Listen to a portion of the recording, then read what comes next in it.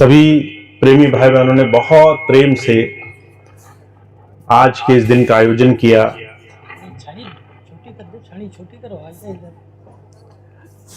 अब हमारे आज के सत्संग कार्यक्रम का जो संतों महापुरुषों की धरोहर रही है जीवन में, हमारे इस जीवन का आध्यात्मिकता से जुड़ाव कैसे हो, हम अपने मनुष्य जीवन की सार्थकता कैसे पूरी करें, उस बात को आज के समय में समझना बहुत जरूरी है। अभी थोड़ी देर पहले भाई एक शब्द पढ़ रहे थे, उससे पहले उन्होंने एक बात कही कि सनातन धर्म की जय हो। हम आजकल बहुत सुनते हैं कि सनातन धर्म की चर्चा हो रही है। सनातन धर्म हमारे अपने विश्वास से, हमारी धारा से कैसे जुड़ा है। एक संत के साथ जुड़ा हुआ कोई जीव, एक किसी सद्गुरु के साथ जुड़ा हुआ कोई भी मनुष्य सनातन को कैसे समझे, इस बात को आज के समय में समझना बहुत जरूरी है। अभी कुछ ही दिन पहले मेरी एक बहुत बड़े विद्वान से चर्चा हुई। कई जगह ये भ्रांतियां हैं कि सनातन धर्म भेदभाव, अलग अलग तरह की चीजों से अलगाव या भिन्नता पैदा करता है। जब मैंने उनसे चर्चा करी तो मैंने पूछा, सनातन धर्म क्या हर एक इंसान, हर एक अलग अलग परिवार, अलग अलग धर्म या किसी आस्था को मानने वाले का अलग अलग है क्या? तो उनसे चर्चा के बाद बहुत देर विचार विमर्श पर एक बात जो उन्होंने कही वो मैं आज आपके सामने रखने की कोशिश करता हूं। बहुत देर चर्चा करने के बाद एक जगह वो कहने लगे, सनातन का अर्थ हुआ शाश्वत, जो कभी नहीं बदले, जो हमेशा एक जैसा रहे, जिसमें न कभी परिवर्तन हुआ हो, न आज हो सकता हो, न आगे जाकर के परिवर्तन होगा। जब आप न परिवर्तन होने वाली किसी भी चीज की तरफ ध्यान दें तो दुनिया में कोई ऐसी चीज संसार में मौजूद नहीं है जो परिवर्तन से खाली हो। हवा, पानी, धूप, दुनिया की वस्तुएं, मनुष्य अपने आप में परिवर्तनशील है। घर में बच्चा होता है, जब उसका जन्म होता है, एक एक सांस के साथ उसके शरीर में परिवर्तन होता रहता है। वो बढ़त में चलता रहता है। शरीर की, उसके इस काया की, उसके सांसों की, उसके शरीर की हर एक प्रक्रिया की, बदलाव की स्थिति हमेशा बनती रहती है। दुनिया में किसी भी चीज को आप देखिए, हर एक चीज बदल रही है। जो कल था वो आज नहीं है, जो आज है वो कल नहीं रहेगा। आपकी बात, जो आपकी मन, बुद्धि, समझ, हर एक क्षण किसी भी नई चीज को जानते ही बदल जाती है। आज आप कहो मैं कुछ जानता हूं, कोई दो नई बात बता दे, आपके विचार में थोड़ा सा इजाफा हो गया, आपकी समझ थोड़ी सी बड़ी हो गई, आपका ज्ञान थोड़ा सा बड़ा हो गया। दुनिया की हर एक चीज परिवर्तनशील है। सिर्फ ईश्वर परमात्मा अपने आप में इस संसार में ऐसा है जो शाश्वत है, जो जैसा था, जो जैसा है और वो वैसा ही रहने वाला है। कहा आदि सच, जुगादि सच, है भी सच, नानक होसी भी सच। इस संसार में सत्य सिर्फ परमात्मा को कहा गया है। दुनिया में परमात्मा के अलावा हर एक चीज परिवर्तनशील है, हर एक चीज अपना रूप बदलती है। और वो परमात्मा, उसको धारण करने का नाम सनातन धर्म हुआ। परमात्मा को धारण करने की विधि, वो तरीका जो हमें और आपको परमात्मा से जोड़ता हो। अगर आज से 1000 वर्ष पहले पूजा पद्धति उस परमात्मा से जोड़ने के लिए बनाई गई, तो वो पूजा पद्धति जिससे परमात्मा के साथ जुड़ा जा सकता था, वो सनातन धर्म हुआ। आज के समय में अगर नाम धारा से जुड़ना, ध्यान साधना से जुड़ना, उस परमात्मा के साथ जुड़ने की आवश्यकता है, तो वो सनातन धर्म हुआ। हर एक वो रास्ता जो आपको आपके प्रभु के साथ जोड़ दे, आपके अंदर बैठे उस मालिक के साथ जोड़ दे, जो आपके अंदर हमेशा बना हुआ है, जो आपके इस घर में रहता है, जो आपके अंदर आपकी आत्मा की आत्मा है। अगर आप अपने अंदर उस परमात्मा को देखने की विधि जान गए, अगर आपने अपनी दैनिक दिनचर्या में, अपने रोजमर्रा के जीवन में वो तरीका बना लिया जिससे आप अपने सारे काम करते हुए परमात्मा से जुड़ सकते हैं, तो आप उस सनातन धर्म के सारे साधनों को जानने वाले बन गए। और जब मैंने चर्चा करी तो विद्वान थे, कहने लगे हमारा हिंदू ही धर्म एकमात्र ऐसा धर्म है जिसने कभी भी किसी भी चीज पर बंदिश नहीं लगाई, क्योंकि हर एक युक्ति, हर एक साधन, हर एक तरीका जो उस प्रभु से जोड़ने का है, वो धर्म शाश्वत है, हमेशा रहने वाला है। उन्होंने जैनियों को, बौद्ध को, उन्होंने दुनिया के हर एक मत मतांतर को, जिसमें साधु संत हुए, जिसमें महात्मा हुए, जिसमें आत्मज्ञान की बात कही गई, साधना रही, जिसमें अंतर उस प्रभु के दर्शन करने की विधि बताई गई, उन्हें सनातन धर्म में शामिल किया। हुजूर कहा करते थे, सनातन शब्द की परिभाषा धीरे धीरे हम बदलते जा रहे हैं। सनातन की सिर्फ एक ही परिभाषा हो सकती है कि ईश्वर से सीधे कैसे जुड़ा जाए। ईश्वर से जुड़ने का तरीका हम कैसे अपने जीवन में जोड़ लें, हम कैसे इसको अपने जीवन में धारण करें, इसे अपनाएं, जिससे हमें अपने जीवन का ईश्वर दिखने लग जाए। अब ईश्वर कैसे दिख सकता है, यह प्रश्न ऐसा है जिसमें कई लोग अपने जीवन को, अपने दैनिक दिनचर्या, अपने गृहस्थ, अपने रोजमर्रा के जीवन से बाहर की घटना मानते हैं। हम सुबह से लेकर शाम तक अपने घर में रहे, पर भक्ति का मतलब हुआ घर से बाहर जाना पड़ेगा, कहीं दूर जाकर के ईश्वर को ढूंढना पड़ेगा। अगर हम सुबह से लेकर शाम तक घर के काम करते हैं, अगर कह दिया जाए कि हमें ईश्वर से जुड़ना है, तो हमें अपनी दैनिक दिनचर्या से अलग हट करके कुछ करना पड़ेगा। हुजूर कहा करते थे, आपकी दैनिक दिनचर्या ईश्वर से अलग नहीं हो सकती है। अगर आप खाते हो, खाने में ईश्वर है। अगर आप सोते हो, सोने में ईश्वर है। अगर आप चलते फिरते हो, सोते जागते हो, आप दुनिया का कोई भी काम करते हो, वो ईश्वर की मौजूदगी से परे नहीं है। अगर हम इस बात को समझ जाते हैं, तो हमारे जीवन में हम इस संसार में कोई भी काम मन, बुद्धि, समझ या लोगों की तरह तरह की अभिव्यक्तियों के दबाव में आकर के नहीं कर सकते। अगर आप चारों तरफ आज समाज में देखो, समाज में अगर गिरावट आई तो इसलिए आई क्योंकि कहीं ना कहीं हम मान बैठे कि ईश्वर से अलग भी संसार की कोई अस्तित्व है, परमात्मा से अलग भी संसार कुछ चल रहा है। मैं कई ऐसे लोगों को देखता हूं। अभी कल ही मेरे पास एक बहन जी आई, आकर के कहने लगी कि भैया जी, कोई बाहरी चमत्कारी शक्ति है, तंत्र मंत्र की शक्ति है, जो मुझे बड़ा परेशान करती है। मैंने कहा, तुमने इसको कैसे जाना? कहने लगी, मेरी जीभ काली हो जाती है, मुझे और तरह की परेशानियां होती है। मैंने कहा, क्या परेशानी होना जीवन का हिस्सा नहीं है? क्या आपके जीवन में सब कुछ अच्छा रहे तभी जीवन जीवन है? जीवन में अगर आपको ठोकर लगी, चोट लगी, तकलीफ आई, परेशानी हुई, विपत्ति आई, तो क्या ये जीवन का हिस्सा नहीं है? क्या ये कोई और दूसरी शक्तियां आपके साथ कर गई? क्या संसार में ऐसी बहुत सी ताकतें हैं जिसको आप खोज रहे हो कि वो आपके जीवन में अनिष्ट कर सकती है?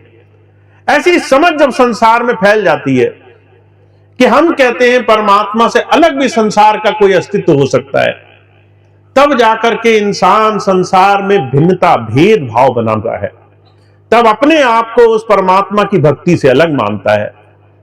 पर जब संत आए, महापुरुष आए, उन्होंने कहा, तुम्हारा जीवन उस परमात्मा से अलग नहीं है।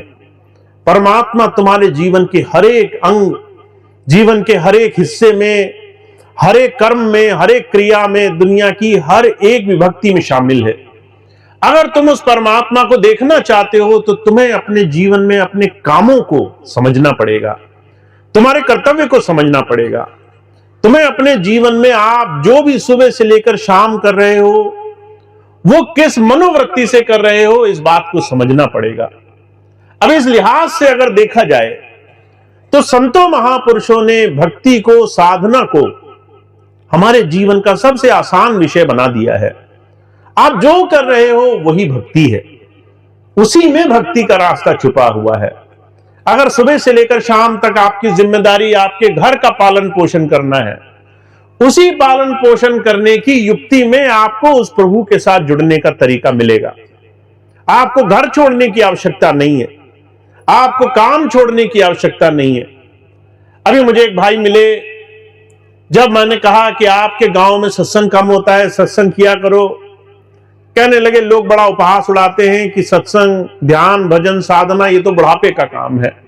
अभी तो हम संसार के काम निपटा लें, दुनिया के काम पूरे कर ले। जैसे दुनिया के काम परमात्मा से अलग हो गए, जैसे हम संसार में परमात्मा अलग भी कुछ संसार में करने योग्य है। हुजूर कहा करते थे, एक तरफ हम कहते हैं परमात्मा सब कुछ जानता है, परमात्मा सर्वत्र है, सर्वज्ञ है, सर्वज्ञानी है, दुनिया की कोई चीज उससे अलग नहीं है। दूसरी तरफ हम उसको अलग भी कर देते हैं। हम कहते हैं हमारा गृहस्थ परमात्मा से अलग है, हमारी जिम्मेदारियां, हमारा लेन देन, हमारा जड़ जगत परमात्मा से अलग है, हमारा संसार का ये जितना भी कारोबार है ये परमात्मा से अलग अस्तित्व रखता है। पर संत आते हैं, वो कहते हैं संसार में जब तक ये मनोदशा किसी की बनी है तब तक वो उस परमात्मा से दूर है। इसी बात को कबीर साहब ने आज से 600 वर्ष पहले कहा गृहस्थी सेवे साधु को, साधु सिमरे राम, या में कुछ धोखा नहीं, सरे दो के काम। 4 आश्रम हिंदू धर्म में बताए गए हैं, 4 वर्ण, 4 व्यवस्थाएं, हमारे इस जीवन पर्यंत के 4 हिस्से, जिसमें आपको जीवन में अलग अलग दिशा में अलग अलग काम करने बताए गए। पहली चीज, हमारे जीवन में जो हमारा सबसे पहला स्थान, जब हम बच्चे थे और हमने अध्ययन, अध्यापन, पढ़ने लिखने करके अपने जीवन को ज्ञान से जोड़ा। हुजूर कहा करते थे ये बाल्यावस्था जो हमारी है, एक बच्चा पैदा होने से लेकर के पढ़ने लिखने के एक 20 से 25 वर्ष तक की उम्र तक जो जीवन जीता है, वो हमारे जीवन का सबसे मजबूत, सबसे जरूरी हिस्सा है। वो हमारे भवन की इमारत है, वो हमारे भवन की सबसे पहली बुनियाद है। हुजूर कहा करते थे अगर आप कोई भी इमारत बनाने जाएं और आप उसकी बुनियाद, उसकी सबसे पहली कड़ी कमजोर रख दें और उसके बाद आप कोशिश करें कि उसके ऊपर महल खड़ा हो जाए, तो वो महल ज्यादा दिन टिकेगा नहीं, क्योंकि आपकी बुनियाद ही कमजोर थी, आपकी बुनियाद मजबूत नहीं निकली। हुजूर कहा करते थे सबसे पहले हमारे जीवन का ये सबसे पहला, सबसे जरूरी हिस्सा जिसे ज्ञान से जोड़ा गया, और ज्ञान वही है जिसमें आप जीवन के सबसे जरूरी हिस्से को समझते हो। महाराज जी अपने जीवन की घटना सुनाया करते थे, कहा करते थे जब मैं स्कूल में था तो वहां पर एक दिन बहुत बड़े विद्वान आए, सारे बच्चों को इकट्ठा किया गया और सबसे वो विद्वान एक एक सवाल पूछते थे। सबसे पूछा, तुम स्कूल आते हो, क्यों पढ़ना चाहते हो, तुम्हारे पढ़ने का लक्ष्य क्या है, पढ़ करके क्या बनोगे। तो आज भी अगर हम अपने बच्चों को उनके कानों में ये बात बोलें कि भाई तुम पढ़ रहे हो, पढ़कर क्या बनोगे, तो जो भी सबसे बड़ी उपलब्धि समझ में आती है वही बच्चा बोल देता है। अगर उपलब्धि ये समझ में आई कि सबसे ज्यादा पैसा कहां कमा सकते हैं, वही हमें बनना है। अगर हम डॉक्टर बनकर के ज्यादा पैसा कमा सकते हैं तो डॉक्टर बनेंगे, अगर वकील बनकर के ज्यादा पैसा कमा सकते हैं तो वकील बनेंगे, अगर हम व्यापार करके, अगर सेठ बनकर के ज्यादा पैसा कमा सकते हैं तो वो हमारे जीवन का लक्ष्य बन जाता है। हम बचपन से ही बच्चे को कहते हैं जीवन में तुम्हें क्या बनना है, अमीर बनना है। पर महाराज जी से जब बात पूछी गई तो महाराज जी कहने लगे मैं इसलिए पढ़ता हूं मुझे ज्ञान मिल सके, ज्ञान हासिल हो सके। और जो कहा करते थे ज्ञान सिर्फ पुस्तकों से हासिल नहीं होता, ज्ञान हर एक मनुष्य के साथ बैठ करके उसके साथ जो भी आपका समय बीता उसके अपने जीवन में जो है साधन से प्राप्त होता है। आप किसी के साथ किस तरीके से जीवन जीने वाले बने हो, किस तरीके से किससे क्या सीख रहे हो। तो हुजूर कहा करते थे सबसे पहला जरूरी और सबसे जरूरी स्थान हमारा ज्ञान हमारे जीवन का हिस्सा बने। वो ज्ञान, व्यवहारिक ज्ञान, वो ज्ञान हमारे जीवन के सबसे मजबूत साधनों से बना होना चाहिए। दूसरी बात कहते हैं गृहस्थ आश्रम को दूसरे स्थान पर रखा गया। गृहस्थ एक ऐसा आश्रम है जिसमें आपको दुनिया के हर एक संघर्ष का सामना करना पड़ेगा। आप गृहस्थ में गए, आपको ऐसे ऐसे लोग मिलेंगे जिनके साथ आपका मन राजी नहीं होगा। कोई आएगा आपके काम में गलतियां निकालेगा, कोई आएगा आपको तरह तरह की यातनाएं, तरह तरह की परेशानियां देगा। आप कारोबार करने जाओगे, कारोबार ठीक नहीं चलेगा। आप किसी से सौदा लोगे, सौदा करने वाला बेईमानी करेगा। हुजूर कहा करते थे सबसे मुश्किल, सबसे कठोर आश्रम, पर इसे महापुरुषों ने साधना का सबसे जरूरी स्थान कहा। हुजूर कहा करते थे कुशल मल्लाह सिर्फ समुद्र में जाकर ही नाव अच्छी कैसे चलाई जाती है वो सिर्फ समुद्र में जाकर सीख सकता है। वो समुद्र के किनारे रेत में खड़ा होकर के नाव चलाने का ज्ञान नहीं सीख सकता। अगर आपको इस भव सागर से, इस संसार सागर से, इस जन्म मरण के इस बड़े भारी संघर्ष से जीवन में कैसे जीना है ये सीखना है, तो आपके गृहस्थ को, अपने गृहस्थ को साधने का तरीका संतों महापुरुषों ने सबसे पहले रखा। आप गृहस्थ में कैसे सीखोगे? हुजूर कहा करते थे आपको अपने जीवन में साधना, कैसे आप अपने आप को साधोगे, कैसे लोगों के किसी भी प्रलोभन में नहीं आओगे, ये साधना आपको आनी चाहिए। आज अगर आप देखें चारों तरफ संसार में, एक मनुष्य, एक इंसान जितना कमजोर हो गया है उतना कमजोर वो कभी भी नहीं था। आज मन से, आज अपने मनोभावों से, आज अपनी मन की स्थिति से हम एक क्षण में किसी के बहकावे में आ जाते हैं। महाराज जी तो कहा करते थे कि हर एक आदमी ने अपने ऊपर एक लाल रंग का बटन लगा रखा है। अगर किसी को आपको थोड़ी देर में परेशान करना हो तो लोगों को पता है कौन सी चीज बोलने से आप नाराज हो जाओगे, कौन सी चीज बोलने से आप दुखी हो जाओगे, कौन सी चीज बोलने से आपका मन खराब हो जाएगा। आपके मनोभाव को कैसे छेड़ना है वो लोगों को बड़ी अच्छी तरह से आता है। जैसे ही कोई सामने आएगा और आपको अच्छी तरह से जीता हुआ देखेगा, वो एक ऐसी बोली बोलेगा आपका मन खराब हो जाएगा। आज गृहस्थ में, आज संसार में हमारी स्थिति यही है। मैं हर रोज सैकड़ों लोगों को देखता हूं जो जरा सी देर में किसी से लड़ जाते हैं, जरा सी देर में किसी से उनका मन खराब हो जाता है, जरा सी देर में किसी की बात वो अपने दिल में बसा करके घंटों घंटों उसी बात में डूबे रह जाते हैं। मुझे बड़ी अच्छी तरह से घटना याद है, जब आज से करीबन 2 साल पहले मैं भारत आया तो बहुत सारे प्रेमियों के बीच में मैंने देखा लोगों ने 10 साल के लंबे अभाव में धीरे धीरे साथ मिलकर के सेवा करना कम कर दिया।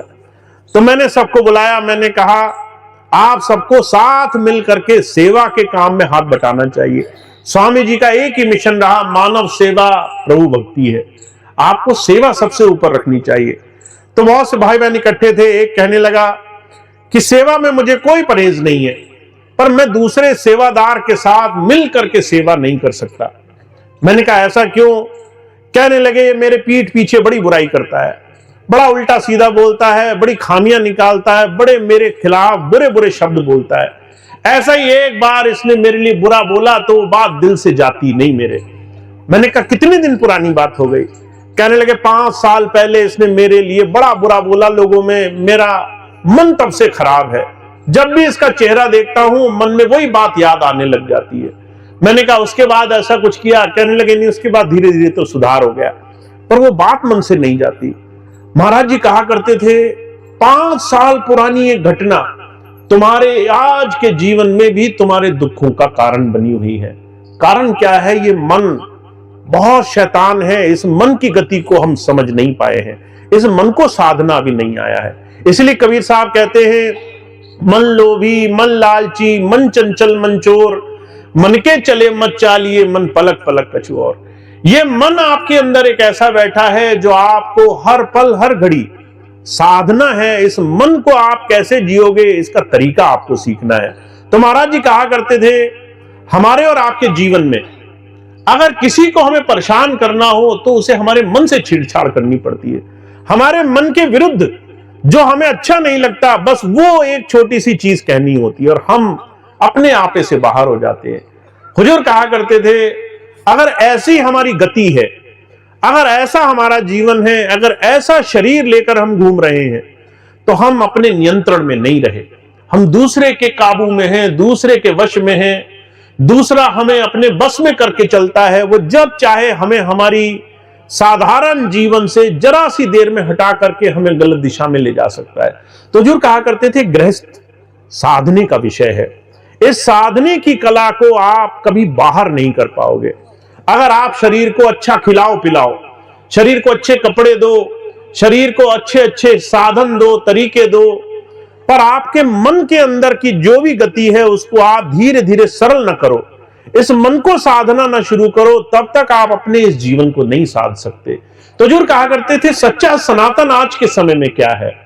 आज के समय में इस मन से ईश्वर की भक्ति करने का तरीका आपको आ जाए, मन आपको आपके हिसाब से चलने वाला बने, लोगों के हिसाब से न चले, मन आपका संसार की गति से न विचलित हो, मन आपका उस प्रभु गति में जीवन में सहज भाव से जुड़ा रहे।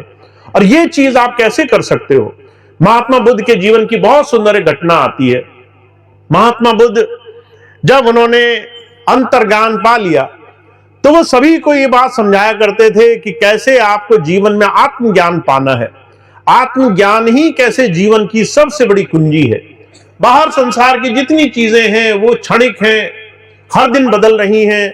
आज जो चीज तुम्हें अच्छी लग रही है, कल वो चीज तुम्हारे लिए अच्छाई नहीं देगी। आज जो कपड़ा तुम्हें नया लग रहा है, 2 दिन बाद वो तुम्हें पुराना लगने लगेगा। आज जो घर की चीजें तुम्हें अच्छी लग रही हैं, कल के बाद तुम्हें नई चीजों की जरूरत पड़ जाएगी। महात्मा बुद्ध ये बात समझाया करते थे कि आपको अंतर्ज्ञान आना चाहिए। एक बार एक भाई को ये बात बुरी लगी, जब वो सत्संग कर रहे थे तो वो पीछे आकर खड़ा हो गया। ऐसी सभा लगी थी, पीछे से ही उसने गाली गलौज, उल्टा सीधा बड़ा अपशब्द बोलने शुरू किए। महात्मा बुद्ध को बहुत उकसाने की कोशिश करी। अगर हमें कोई उकसाने की कोशिश करे, अगर कोई हमें नाराज करना चाहे तो कितनी देर लगेगी कि हम अपनी शांति खो देंगे। अगर आज हम अपनी स्थिति देखें तो हमें 1 मिनट से भी कम समय लगेगा, हम अपना आपा खो बैठेंगे। किसी को बस हमें ऐसी ऐसी बातें बोलनी है जो हम पे सहन नहीं हो सकती हैं, ऐसी ऐसी बातें बोलनी है जो हमारे आपे से बाहर है। महात्मा बुद्ध को घंटों वो व्यक्ति बुरा बोलता रहा, महात्मा बुद्ध मुस्कुराते रहे।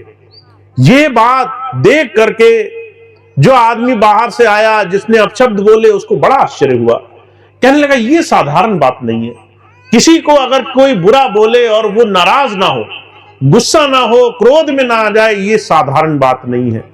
जब वो हार गया तो जो है वो महात्मा बुद्ध के पास गया, कहने लगा, महाराज मैं हाथ जोड़ता हूं, मुझे बताओ आप मेरी इतनी बुरी बात के बाद भी नाराज क्यों नहीं हुए? महात्मा बुद्ध कहने लगे, मैंने एक चीज समझ ली है, जो तुम देना चाहते हो वो तुम्हारे जो है बस में नहीं कि तुम मुझे दे सको, जब तक मैं लेने के लिए तैयार ना हूं। लेना हमेशा मेरे बस की बात है। मैं अगर कुछ चीज लेना चाहता हूं तभी वो मुझे मिलेगी। दुनिया की वस्तुएं हो, मानसिक चीजें हो, भाव हो, दुनिया की अच्छी बुरी भावनाएं हो, अगर मैं नहीं लेना चाहता तो कोई मुझे नहीं दे सकता। और महात्मा बुद्ध कहने लगे, तुम्हारी बुराई, तुम्हारी गंदगी, तुम्हारे अपशब्द, तुम्हारे बुरे विचार, ये मुझे नहीं चाहिए। मेरा इससे कोई वास्ता नहीं, कोई लेना देना नहीं। जितने भी महापुरुष आप देखते हो, उन्होंने पहले अपने मन को साधना शुरू किया, पहले अपने मन को दुनिया की तमाम बुराइयों से, अपने आप को सहज भाव से सही दिशा में ले जाने की गति अपनाई है। सुकरात के जीवन की घटना सुनाता हूं मैं आपको। सुकरात बहुत पहुंचे हुए सिद्ध पुरुष थे। जब उनके पास एक बार एक आदमी आया तो कहने लगा, सुकरात बहुत खुश रहते हैं। कई बार आपने देखा होगा संसार में, अगर कोई आदमी बहुत खुश हो तो देखकर लोगों को बड़ा बुरा लगता है, ये खुश कैसे है, इसकी खुशी को कैसे किसी तरीके से खंडित किया जाए। अब सुकरात को खुश देख करके उस आदमी के दिमाग में आया, इनको कैसे परेशान किया जाए। तो वो सुकरात के पास गया, कहने लगा, तुम जिन लोगों के साथ घूमते हो, जो तुम्हारे मित्र हैं, ये बड़े बुरे काम करते हैं, बड़ी बुराई है इनमें, मैं तुम्हें इनके बारे में कुछ सच्चाई बताना चाहता हूं। अब सुकरात समझ गए निंदा करने के विचार से आया है, चुगली करेगा, 10 बुरी बात सुनाएगा, अगर मैंने ये बात सुन ली तो मेरा मन भी खराब हो जाएगा।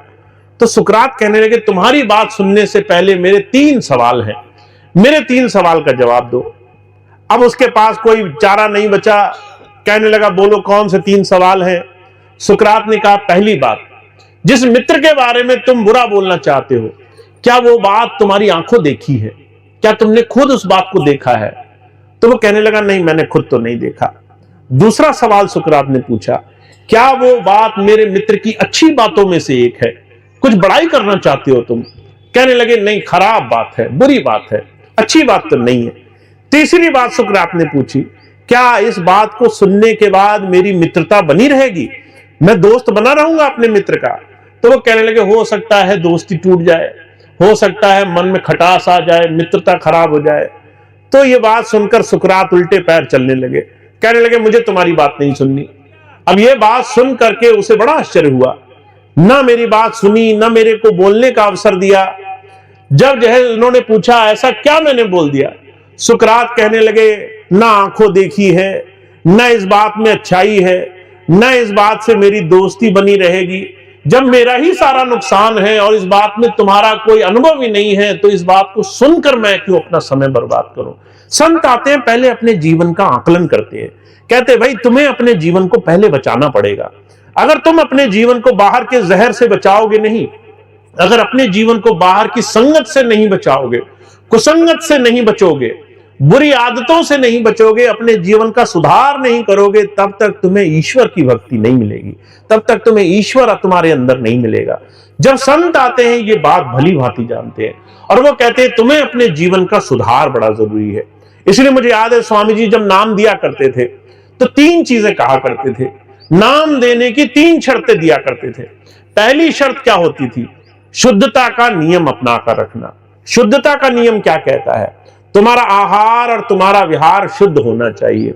तुम जो भी खाओ वो चीज तुम्हारे शरीर को पोषण दे, तुम्हारे शरीर को रोग न दे।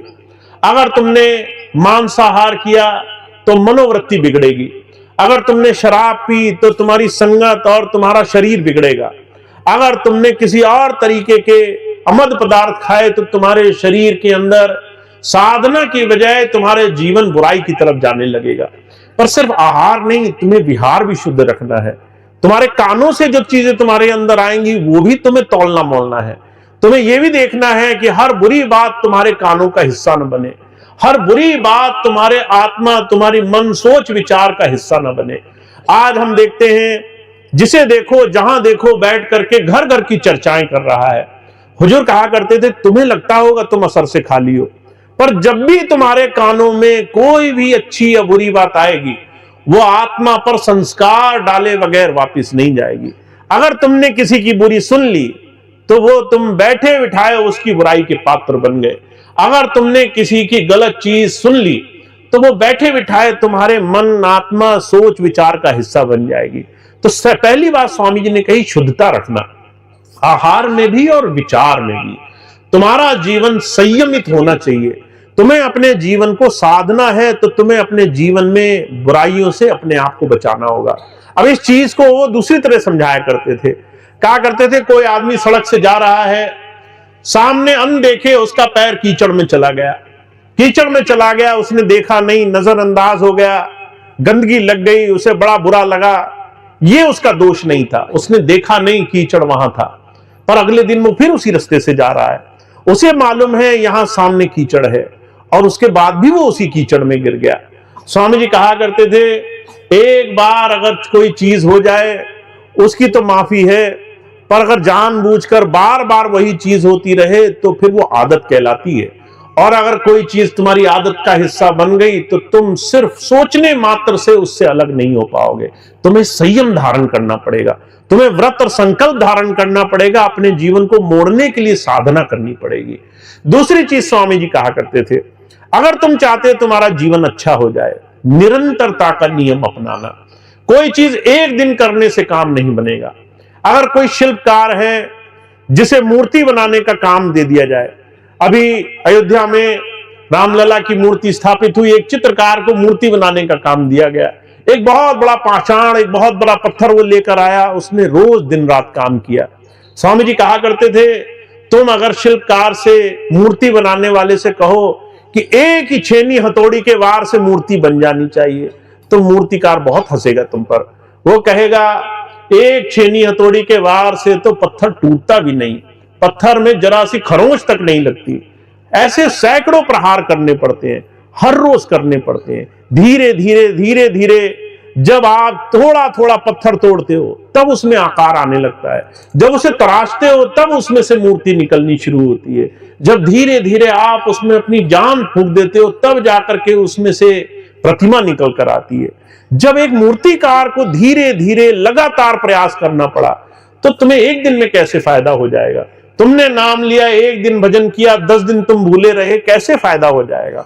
तुमने एक दिन नाम लिया, 10 दिन तुम्हें याद ही नहीं आई, इससे कैसे फायदा हो जाएगा? कबीर साहब कहा करते थे, दुख में सुमिरन सब करें, सुख में करें न कोई, जो सुख में सुमिरन करे तो दुख काहे को होए। तुम्हें अगर दुख लगा, परेशानी लगी, कष्ट हुआ, तभी याद आया कि हे प्रभु मेरी रक्षा करना। पर जब तुम्हारे दिन अच्छे कट रहे थे, जब शादी बारात दुनिया की सारी चीजें थी, तब तुम उस प्रभु को भूल गए, तब उस मालिक की याद नहीं आई तुम्हें। तो जो कहा करते थे, अगर तुमने अच्छे में उसे याद नहीं किया और सिर्फ बुरे बुरे में याद किया तो समझ लो वो प्रभु भी सारी चीजें देखता है।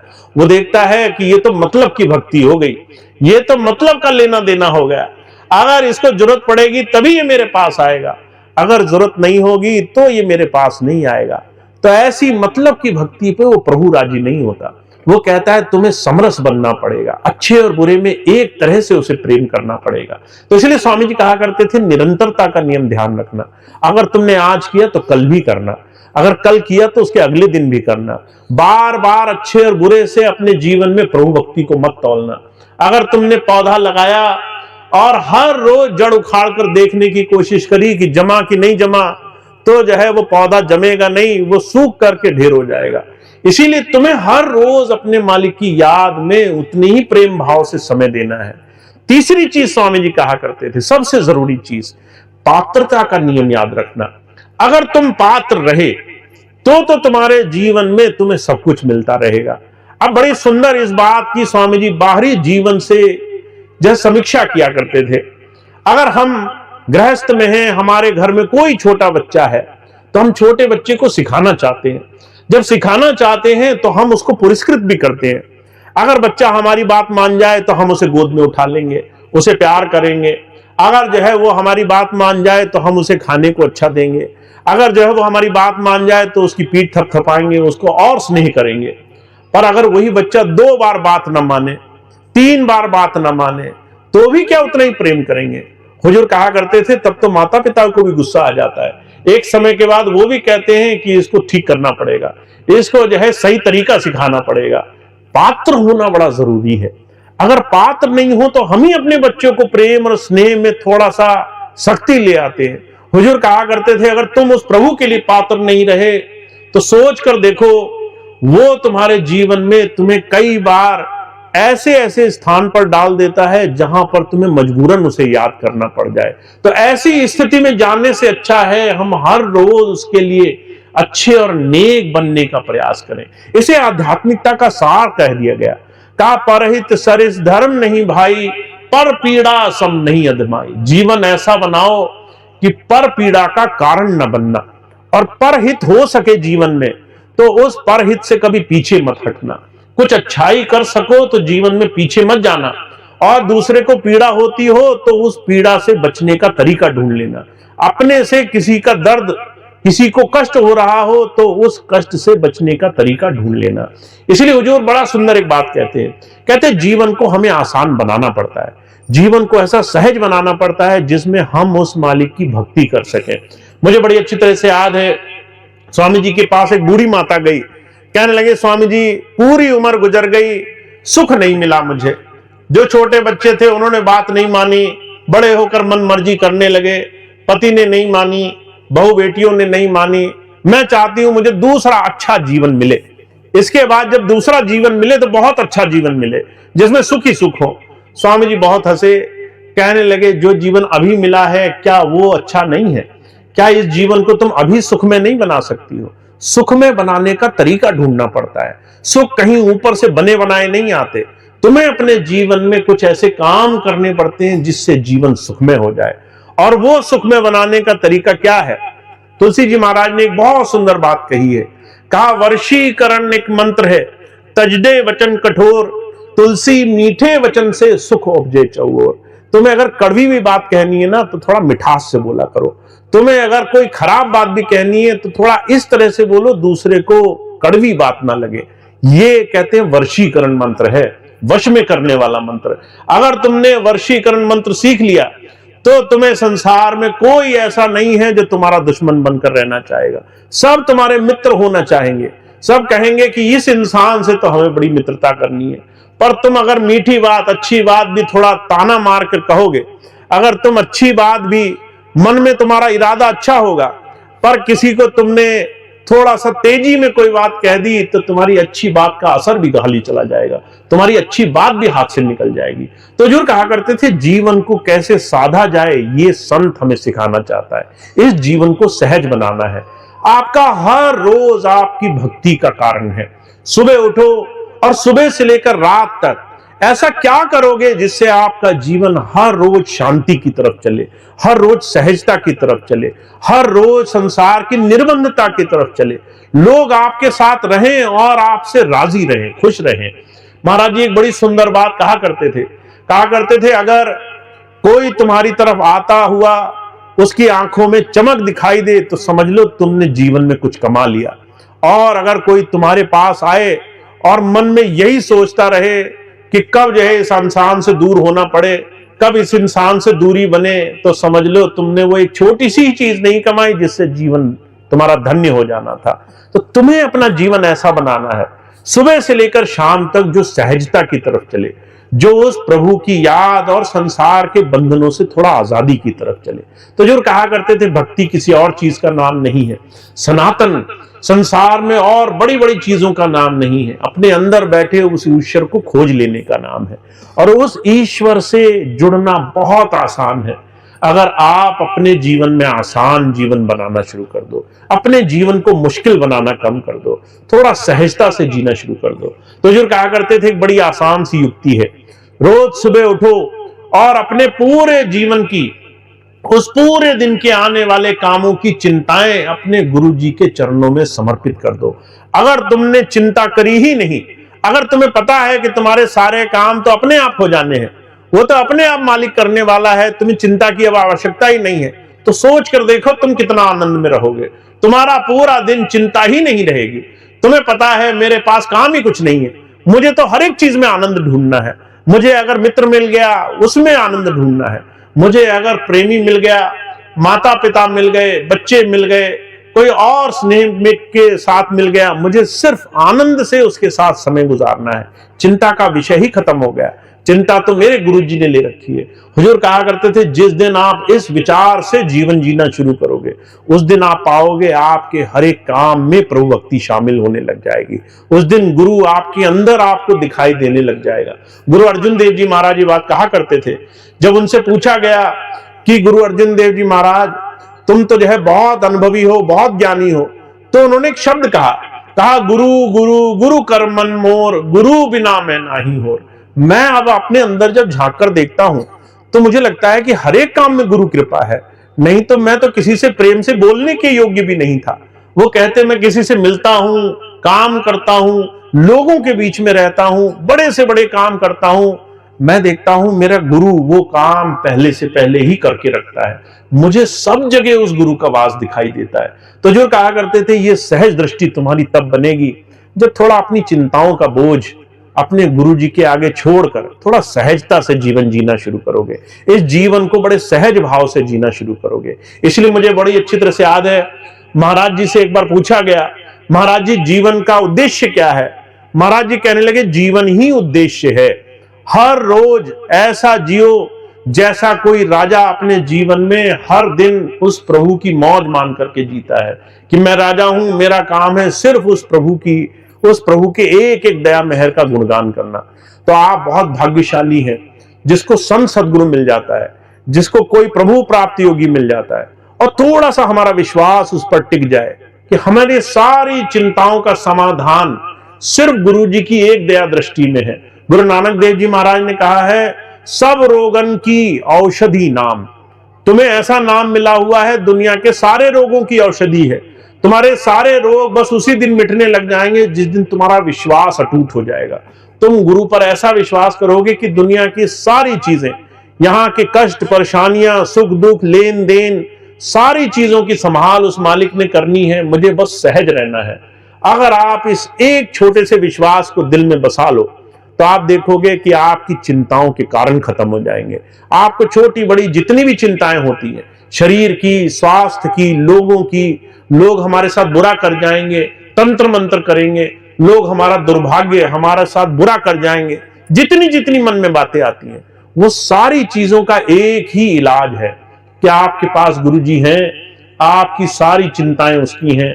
आप बस आनंद से, सहज भाव से अपनी दिन को इतने मगन होकर के जियो जितना संसार में कोई मस्त होकर के उस प्रभु की याद में रहता है। तो हुजूर कहा करते थे, जीवन बड़ा आसान है अगर आप इसे प्रभुमय होकर जियो, उस प्रभु की याद से जुड़कर जियो, और बहुत मुश्किल है अगर उस प्रभु से दूर होकर जियो। अगर अपने सर पर सारा बोझ लेकर करो तो ये सारे काम खुद ही करने पड़ जाते हैं, और अगर प्रभु की मौज में करो तो आप देखोगे बस आपको करने की देर है, वो काम पहले से पहले बने बनाए हैं।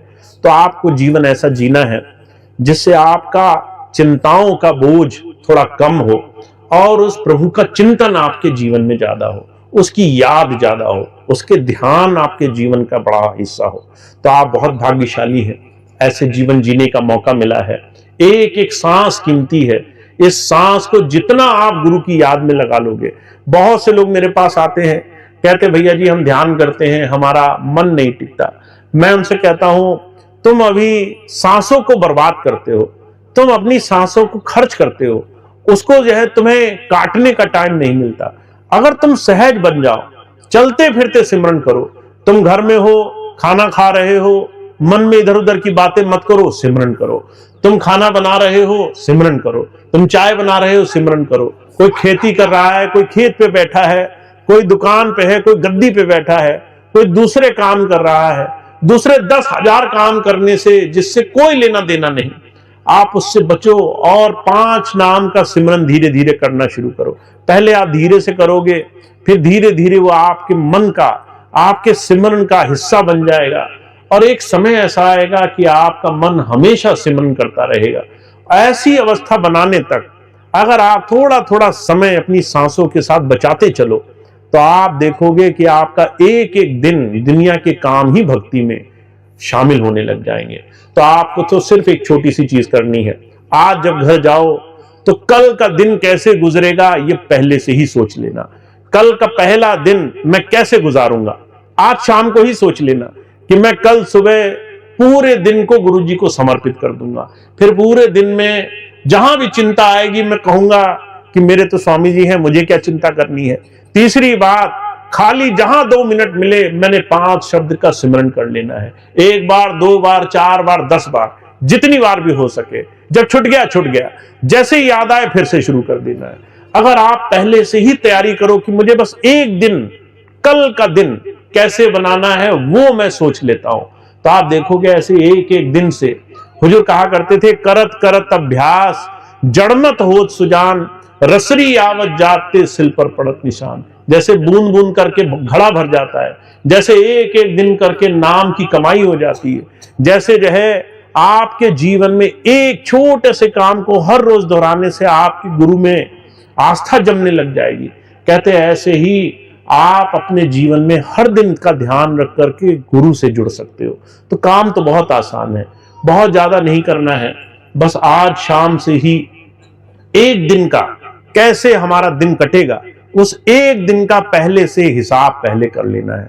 हर दिन एक दिन की संभाल करते चलो और आप देखेंगे कैसे आप सहजता से अपने जीवन को काट पाएंगे। तो स्वामी जी इतनी बात समझा रहे हैं, इतनी बात महाराज जी की है, जीवन को सार्थक करना है, इसको जो ईश्वर हमारे बीच में ही है उसको देखने योग्य बनाना है, उसके साथ जुड़ना है। तो इतनी बात जो मैंने आज आपकी सेवा में रखनी थी। बहुत बहुत धन्यवाद है आप सभी भाई बहनों का, आपने इतना सुंदर समय दिया। आज के सत्संग कार्यक्रम में आए बहुत से भाई बहनों ने आज के इस कार्यक्रम को इतना सुंदर बनाने के लिए बहुत सेवाओं में योगदान दिया है। लंगर सेवा में, व्यवस्था में, एक छोटी से छोटी चीज का ध्यान दिया है। उन सभी भाई बहनों के लिए बहुत बहुत आभार, जो बहुत कोशिश कर रहे हैं कि आपको सत्संग मिले, आपको थोड़ी देर शांति से बैठ करके गुरु चर्चा करने का अवसर मिले, आप सारी चिंताएं छोड़कर आओ और एक दिन आपको ऐसा मिले जिसमें आप गुरु की याद कर सको। तो ऐसे तमाम भाई बहन, सेवादार भाई बहनों का बहुत बहुत धन्यवाद। अब आज का कार्यक्रम समाप्त होगा। आपके इस हरदोई क्षेत्र में अलग अलग तरीके से कार्यक्रम लगते हैं। कुछ सत्संग टीम द्वारा लगते हैं, कई बार हमारे भी कार्यक्रम लगे होते हैं। आप सभी लोग उसमें बहुत सहयोग करते हो, सत्संग टीम के भी कार्यक्रमों में भी आप हिस्सा लेते हो, ये बहुत खुशी की बात है। इस कार्यक्रम को आगे आने वाले समय में और तेजी रहेगी। जितने भी हमारे यहाँ पर आयोजक हैं, जितने भी हमारे भाई बहन हैं जो प्रयास करते हैं, वो लगे हुए हैं कि ज्यादा से ज्यादा आपको सत्संग में जुड़ने का अवसर मिले। तो जब भी आपको सत्संग मिले आप उसमें जरूर जाएं, उसका जरूर हिस्सा बने। आपको अगर महीने में एक दिन मिले, उस दिन को सत्संग से जरूर जोड़ें ताकि आपको जीवन में लाभ मिल सके। अब आज का कार्यक्रम समाप्त होगा।